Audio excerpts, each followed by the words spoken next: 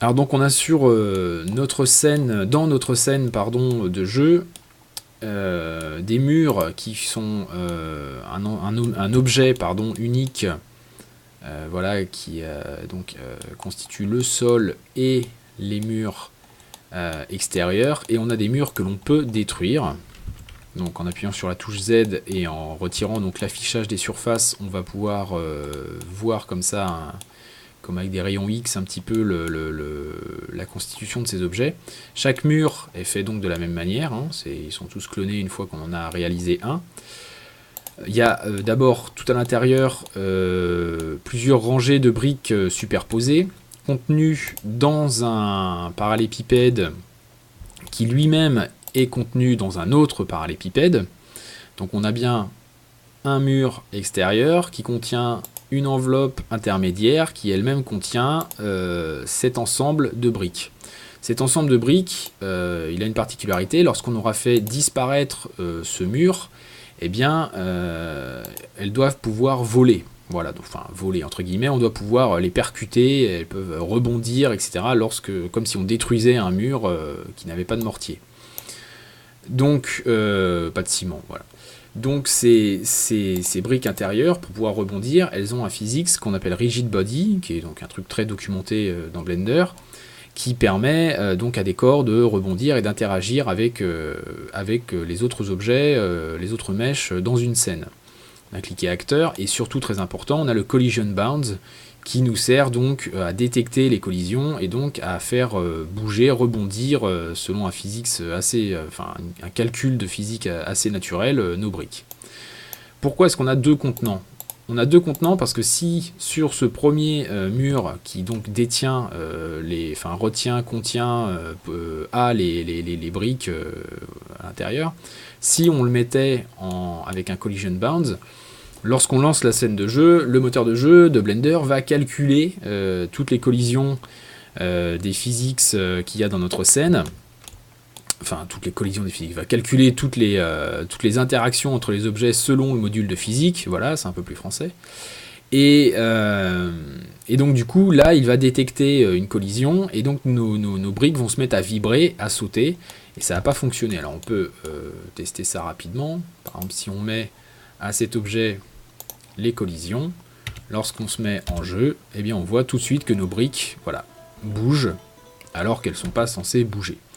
Donc il faut absolument que cette enveloppe-là ne détecte pas les collisions. Du coup c'est un problème, parce que lorsque la roquette va arriver, eh bien il ne va pas détecter non plus la roquette. C'est pour ça qu'on a rajouté une enveloppe extérieure, qui est une enveloppe qui a pour seule fonction de détecter la roquette et d'envoyer un message au mur de façon à ce qu'il disparaisse et qu'il laisse libre les briques. Donc ce mur est très particulier, il ne doit pas nous gêner, on ne doit pas le voir, et il est là uniquement pour détecter la collision et envoyer un message.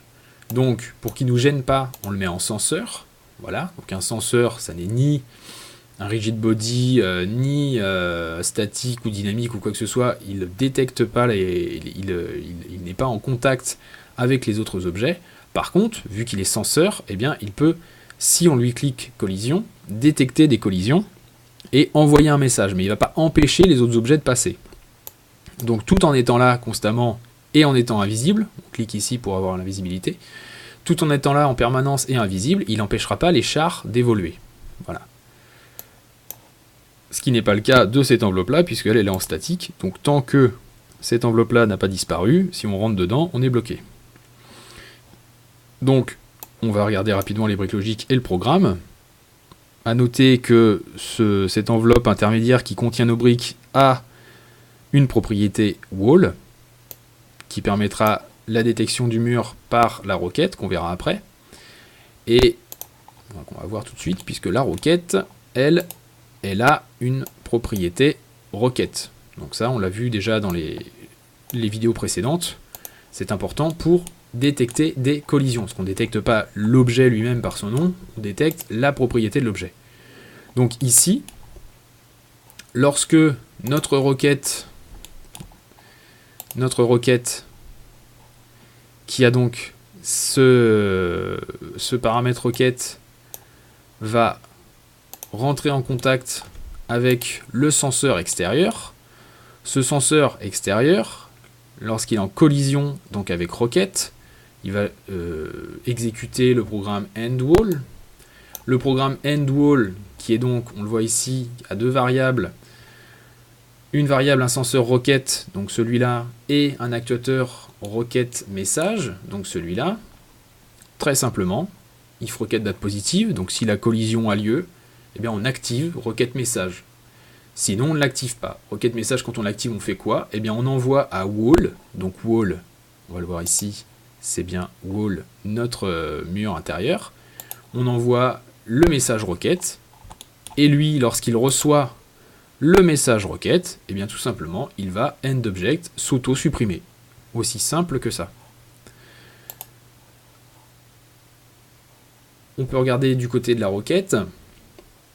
Alors oui, pourquoi on envoie le message à wall? Parce que si on l'envoie à tout le monde, si on l'envoie à personne en particulier, en fait on l'envoie à tout le monde. Donc, du coup on va pouvoir tester rapidement ce que ça donne. Et le résultat n'est pas du tout celui voulu évidemment. Lorsqu'on va avoir une requête, on va tirer sur ce mur. Et donc là on a désactivé les contenants de tous les murs, puisque on n'a pas adressé à un mur en particulier le message, donc on l'a adressé à tout le monde. Et là, c'est pas du tout crédible. C'était pas ça le but de l'opération. Donc on va regarder ce qui se passe du côté de la requête. Pour éviter que le moteur de jeu ait à calculer les trajectoires de 50 objets, si on tire, mettons 50 roquettes en 10 minutes de jeu, ou en 2 minutes de jeu, il va falloir les faire disparaître. Donc, de la même manière, pour que ces requêtes disparaissent, eh ben, on va leur assigner, c'est un objet qui est statique, qui n'est pas en collision, parce que lorsqu'il va être ajouté au bout de l'empty de notre char, ça évite qu'il rentre cet objet en collision avec le tank, avec le canon du tank. Donc l'objet en lui-même n'a pas une nature à toucher les objets, donc on enlève la collision. Mais même chose que pour le mur, pour le coup il faut lui rajouter un deuxième petit objet qui est là uniquement en tant que senseur et qui lui va prendre les collisions. Donc lorsque lui prend les collisions avec le mur, il envoie un message à la requête pour lui dire de disparaître. Et donc les deux disparaissent puisque cet objet-là est enfant de la requête. Donc lorsque lui est en collision avec le mur, il envoie un message à requête, ici. Voilà, un message à requête qui est le message end. Lorsque la requête reçoit le message end, eh bien tout simplement, on fait un end object, on supprime l'objet. Voilà le système des requêtes et des murs destructibles. A plus tard.